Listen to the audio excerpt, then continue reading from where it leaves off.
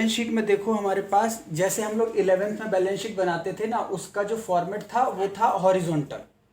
Horizontal का मतलब T shape खींचते थे, left hand side liability, right hand side assets. But अब जो आप बैलेंस शीट बना रहे हो वो कंपनी का है, और कंपनीज में जो ना फॉर्मेट्स चलते हैं, तो कंपनी का फॉर्मेट जो है शेड्यूल 3 में बोला गया है कि आपको वर्टिकल बैलेंस शीट बनानी है, और फॉर्मेट ऐसे ही रखना जैसे है। वहाँ पे क्या था, हम जब बैलेंस शीट बनाते थे profit loss trading balance sheet वाली, उसमें ऊपर नीचे कुछ भी रख दो आप। कैश पूछते थे आप, सर कैश कहाँ लिखें, बैंक कहाँ लिखें, डेटर कहाँ लिखें, आप लिखते चले गए। लेकिन यहाँ पे आपको पूछना पड़ेगा सर ये कहाँ लिखें, किसके अंदर लिखें। तो ये आपको एक बार देखना चाहिए। देखो सबसे पहले हमारे पास वहाँ हेडिंग होती थी लायबिलिटीज एसेट्स। यहाँ पे ऐसे नहीं, यहाँ पे टॉप पे देखो पर्टिकुलर्स, नोट नंबर, पिछले साल की फिगर और इस साल की फिगर। तो आपको फिगर 2 नहीं लिखनी 12th में, आपको फिगर 1 ही रखनी है। सीधा लिख देना अमाउंट, करंट बस अमाउंट लिख देना आप। ये प्रैक्टिकल लाइफ में जब बैलेंस शीट बनती है, सी वगैरह बनाते हैं, तो 2 साल की बनती है, कंपैरेटिव बोलते हैं। ठीक है, तो आपको एक कॉलम काट दो, आपको एक ही रखना है अमाउंट।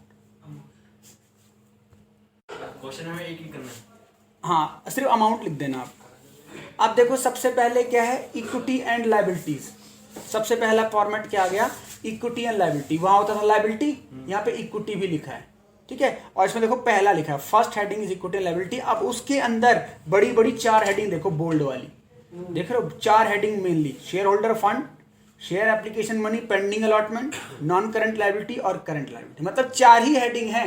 अब 4 के अंदर क्या है, सब हेडिंग्स। ठीक है, अच्छा देखो शेयर होल्डर फंड में पहला क्या है, शेयर कैपिटल। ठीक है, इसको मार्क करो आप। शेयर कैपिटल में ही सारा खेल है, जो आपको बैलेंस शीट बनानी है शेयर कैपिटल में, उसी के अंदर सारा खेल है। क्यों, शेयर कैपिटल की कई सारी कैटेगरी होती है, issued capital, subscribe capital, authorise capital, paid up capital, called up capital. तो हमें जो 12th में प्रेजेंट करना है वो शेयर कैपिटल के ऊपर ही प्रेजेंट करना है। तो अभी हम ये देखेंगे शेयर कैपिटल में कैसे दिखाते हैं, कौन कौन सी है। तो हमारा मेन मुद्दा क्या है, शेयर कैपिटल। अब शेयर कैपिटल भी 2 टाइप की होती है, 2 प्रकार के शेयर होते हैं। क्वेश्चन किया था ना हमने, इक्विटी शेयर और प्रेफरेंस शेयर, है ना।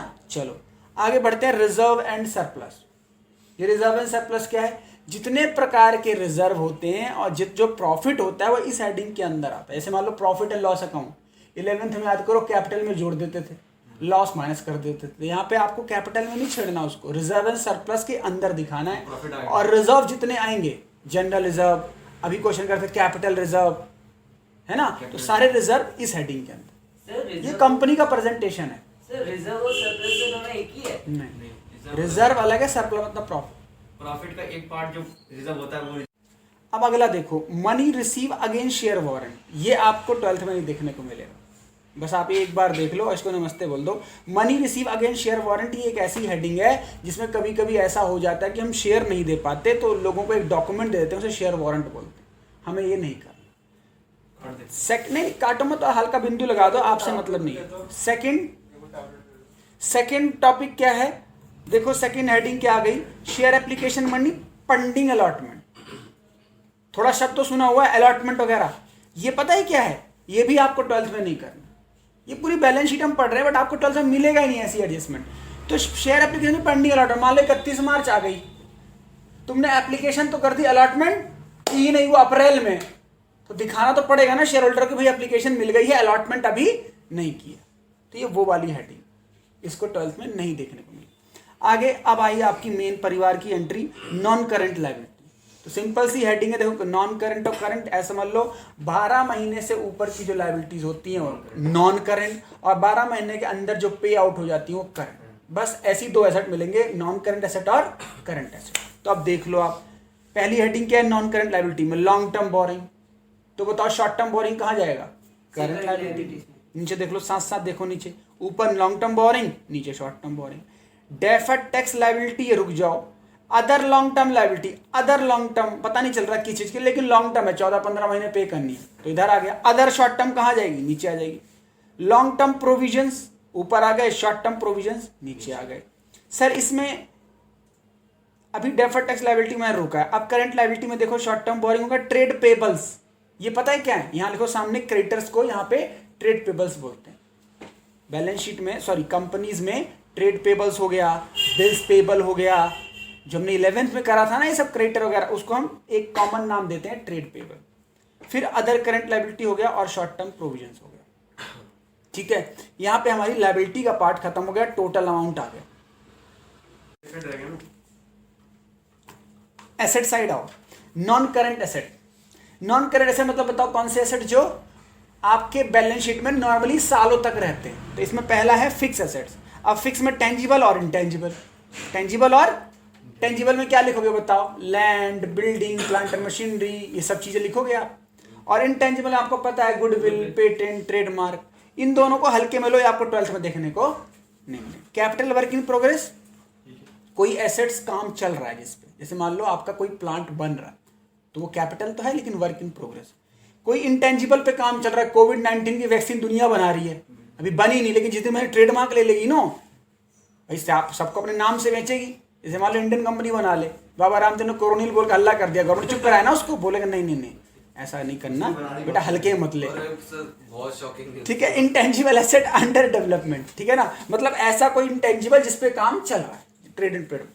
उसके बाद नॉन करंट इन्वेस्टमेंट, 12 महीने ज्यादा पैसे लगा दिया तो नॉन करंट, 12 महीने से कम लगाया तो करंट इन्वेस्टमेंट। उसके बाद डेफर्ड टैक्स एसेट, रुक जाओ, long term loans and advances. अब आपने किसी को पैसा दिया है तो advances, other non current asset, ये हो गया आपका नॉन करंट। यानी एसेट में दो ही हेडिंग है, नॉन करंट और करंट। आगे आ जाओ, करंट से सारी पहचान की मिलेंगी। करंट इन्वेस्टमेंट, इन्वेंट्री को सामने लिखो, स्टॉक को बोलते हैं यहाँ इन्वेंट्री, क्लोजिंग स्टॉक जो लिखते थे ना इसे इन्वेंट्री बोलते हैं। ट्रेड रिसीवल, डेटर्स या bill receivable. Cash and cash equivalent क्यों लिखते हैं यहाँ पे? क्योंकि cash, cheque, cheque in hand, ये सब इसी के अंदर आ जाता है, समझ गए। शॉर्ट टर्म लोन्स एडवांसेस और अदर करंट एसेट्स, आपका एसेट कैटेगरी खत्म हो गया। अब जो आप बोल रहे थे जिसमें दो चीज मैंने छोड़ी थी, डेफर्ड टैक्स एसेट्स और डेफर्ड टैक्स लायबिलिटी, ये भी आपको जिंदगी में कभी देखने को नहीं मिलेगा। अगर आप सीए वीए करोगे, बीकॉम में भी नहीं है तो है, और सीए में कुछ ज्यादा ही है क्योंकि ऑफिस में ये काम होता है। ऑफिस में क्या होता है, डेफर्ड टैक्स और डेफर्ड टैक्स लायबिलिटी कैलकुलेशन करनी पड़ती है। डेफर्ड टैक्स एसेट्स होता है जिसका आज तो हमें बेनिफिट नहीं मिला लेकिन आने वाले समय में टैक्स का बेनिफिट मिलेगा। और डेफर्ड टैक्स लायबिलिटी क्या होता है, आज तो बेनिफिट मिल गया लेकिन इसकी वजह से कल मुझे टैक्स पे करना पड़ेगा, इसे बोलते हैं डेफर्ड टैक्स लायबिलिटी। जैसे मान लीजिए इनकम टैक्स में ऐसे बहुत सारे प्रोविजंस हैं जिसमें अकाउंट से मैच नहीं खाता इनकम टैक्स। जैसे मान लीजिए अकाउंट्स कहता है खर्चे माइनस और इनकम प्लस, इनकम टैक्स मना करता है, इनकम टैक्स कहता है अगर खर्चे दे दिए तो माइनस, नहीं दिए तो नहीं।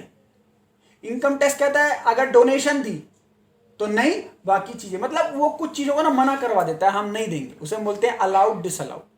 तो अब सोचो इनकम टैक्स की नजर में जो चीज आज प्लस हो गई, मतलब इनकम मान ली गई, आगे आने वाले टाइम पे इनकम नहीं मानी जाएगी तो उसे हम क्या बनाते हैं, डेफर्ड टैक्स लायबिलिटी बनाएंगे। मतलब इस तरीके से हम एडजस्टमेंट करते हैं कि आज फायदा मिल गया कल नहीं मिलेगा, या आज मिलेगा कल नहीं मिलेगा। इस तरीके से फ्यूचर के एसेट्स लायबिलिटी को ट्रीट करते हैं, किसमें, डेफर्ड के नाम से। समझ में आ गया? तो ये है, ये हमें बिल्कुल नहीं पढ़ना, हमें पढ़ना है जब हम प्रोफेशनल कोर्स करेंगे। ऑफिसेज में बहुत यूज होता है, बहुत ज़्यादा। इसके ऊपर अकाउंटिंग स्टैंडर्ड्स है, लॉ में रूल है, बहुत सारी चीजें, राइट। तो ये हमारा बैलेंस शीट का पूरा एक ओवरव्यू हो गया, राइट।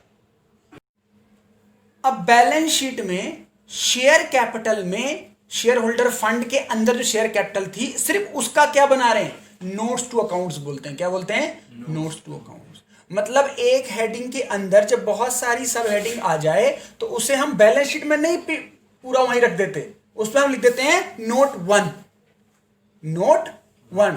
अब बैलेंस शीट में लिख देंगे नोट 1 और नोट 1 बना के अलग से लिखेंगे, देखो नोट्स टू अकाउंट्स में 1 के अंदर ये चीजें। समझ में आ रही चीज? देखो, अब देखो शेयर कैपिटल के अंदर सबसे पहले कौन सी आई, ऑथराइज कैपिटल, और यहां टोटल में लाइन खींच दी जाती है। ऑथराइज कैपिटल को टोटल में काउंट नहीं करते, मैंने क्वेश्चन में भी पढ़ाया था, तो इसको भूल जाओ, इसको छोड़ दो। ऑथराइज का मतलब ये सिर्फ थियोरेटिकल एंगल से है कि आपने कितने रुपए से अपनी बिजनेस को ऑथराइज कराया, मैक्सिमम लिमिट, उससे ज्यादा तुम पब्लिक से नहीं मांग सकते, ठीक है ना। उसके बाद इशूड, ये क्वेश्चन में दिया होता था ना, याद करो, इशूड शेयर कैपिटल। तो यहां पे जितने शेयर इशू हुए इनटू उसका फेस वैल्यू, हमेशा क्या रखना है, फेस वैल्यू, प्रीमियम डिस्काउंट नहीं, फेस वैल्यू, ठीक है ना। और नीचे देखो दोनों कैटेगरी, इक्विटी है तो इक्विटी, प्रेफरेंस है तो प्रेफरेंस, दोनों का मल्टीप्लाई बाहर कर दिया, ठीक है। अब यहां भी टोटल में लाइन खींची हुई है, तो इशूड को भी नहीं लेते, लेकिन तब नहीं लेते जब इशूड और नीचे जो हम करने वाले सब्सक्राइब वो अलग अलग है। जैसे मान लो कंपनी ने इशू किए 10,000 शेयर, और बिके सिर्फ कितने 9,000। तो मैंने कहा था ना पूरा क्वेश्चन किससे होगा 9,000 से। लेकिन अगर ओवर सब्सक्राइब हो गया या पूरे शेयर बिक गए तो फिर इशूडी क्या हो जाएगी सब्सक्राइब। ठीक है, सर अगर ज्यादा हो गया तो सब्सक्राइब कैपिटल के अंदर लिखते हैं, जैसे मान लो पब्लिक कितने से आई, मैंने इशू किए 10,000, सब्सक्राइब हो सकते हैं ऊपर नीचे या बराबर। 3 केस याद करो, 10,000 शेयर इशू करे, 10 पूरे हो गए तो इशूड किसके बराबर हो गई सब्सक्राइब के। 10,000 इशू करे 9,000 आए तो 10 अलग 9 अलग। अब क्वेश्चन किससे चलेगा 9 से। समझ रहे हो ना आप, तो वही चीजें प्रेजेंट करनी है। अब आप बोल रहे हो सब कुछ क्यों दिखा रहे हैं भाई, कंपनी जो बनाती है बैलेंस शीट वो किसके लिए बनाती है शेयर होल्डर के लिए। शेयर होल्डर कौन है, मैं और आप हैं।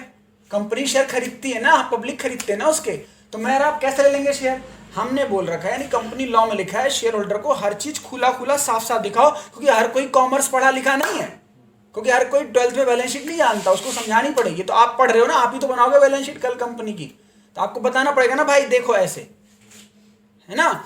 अच्छा, फिर उसके बाद फिर पूछ रहा है subscribe and fully paid up, subscribe but not fully paid up. अब ये है खेल, subscribe but not fully paid up का मतलब क्या हुआ, इशू फेस वैल्यू पे नहीं। हमने तो 10,000 मांगे, उन्होंने 9,000 दिए, लेकिन बाद में मैंने क्या, डिफॉल्टर भी तो होते थे, कॉल्स इन एरियर याद करो। तो ये वही वाले लोग हैं जिसमें कॉल्स इन एरियर क्या हो रहा है, देखो लेस हो रहा है कॉल्स इन एरियर, और प्लस क्या हो रहा है फोरफिटेड शेयर। अभी याद रखो, अभी क्वेश्चन में जब बैलेंस शीट बनाएंगे तो ऐसे करना है, calls in arrear less forfeited share minus. अब ये क्या आ रहा है नीचे, amount to be shown in balance sheet again share capital. अब जो नेट अमाउंट आएगा वो शेयर कैपिटल में आ जाएगा, नोट 1 में आएगा शेयर होल्डर। Direct amount. तो आप बताओ बैलेंस शीट पूरी बनाने को आ सकती है 12th में, नहीं, सिर्फ कौन सी एक्सट्रैक्ट बोलते हैं इसे, क्या बोलते हैं एक्सट्रैक्ट, मतलब एक कंसाइज बैलेंस शीट, पूरी नहीं बनाओगे आप, समझ गए। पूरी बैलेंस शीट आपके 12th पूरे एग्जाम में नहीं, सिर्फ वही 3rd बुक में एक जो बैलेंस शीट थ्योरी क्वेश्चन आएगा, कौन चीज कहाँ आती है। इशू 10,000 कर रही है, ऑथराइज कैपिटल से ज्यादा इशूड कैपिटल नहीं हो सकती, इशू जितनी होगी उससे सब्सक्राइब ज्यादा नहीं हो सकती, और सब्सक्राइब से ज्यादा पेड अप कॉल्ड अप नहीं हो सकती। इसका मतलब क्या, अगर कंपनी रजिस्टर्ड ही 10 लाख से हुई है तो पब्लिक से 10 लाख रुपए ले सकती है या 10 लाख से कम। अब 10 लाख रुपए कंपनी इश्यू कर रही है, 10 लाख रुपए शेयर हमारे ले लो, अब 10 लाख से ज्यादा शेयर दे सकती है, नहीं, ये तो कम या बराबर है ना। अब जितनी कंपनी ने मांगी, ऐसा बोल सकते हो और एक डिफॉल्टर था उसने 11 लाख नहीं दिए, अरे जब इशू ही 10 लाख करे थे, ये समझ रहे हो। यानी शेयर कैपिटल याद करो, 11th बिजनेस स्टडी में भी थ्योरी थी ना, सोर्स ऑफ फाइनेंस में था ये, authorise capital, issued capital, paid up capital, called up capital, ये वही चीजें तो हैं, बिजनेस फाइनेंस। ठीक है। तो ये अब हमें बैलेंस शीट में ये बनानी। अब क्या चीज बची, अब आप याद रखना है, अब 12th में सिर्फ और सिर्फ क्या होगा, मैक्सिमम क्या बचाना पड़ेगा, बैंक दिखाना पड़ेगा। क्या दिखाना पड़ेगा, बैंक, क्योंकि बैलेंस शीट में इस चैप्टर में आपको ये फर्नीचर, लैंड, बिल्डिंग ये सब नहीं पूछेगा, वो बोलेगा इतनी चीज की बैलेंस शीट बना। तो एंट्री याद करो, शेयर कैपिटल या बैंक, शेयर कैपिटल या बैंक, या calls in arrear for feature, capital reserve, इतनी ही चीजों को बैलेंस शीट में दिखाना है। ऊपर लिख देना balance sheet extract, balance sheet format बना देना, और फिर नोट सिर्फ किसका बनाना, शेयर कैपिटल। ठीक है, अब करते हैं क्वेश्चन।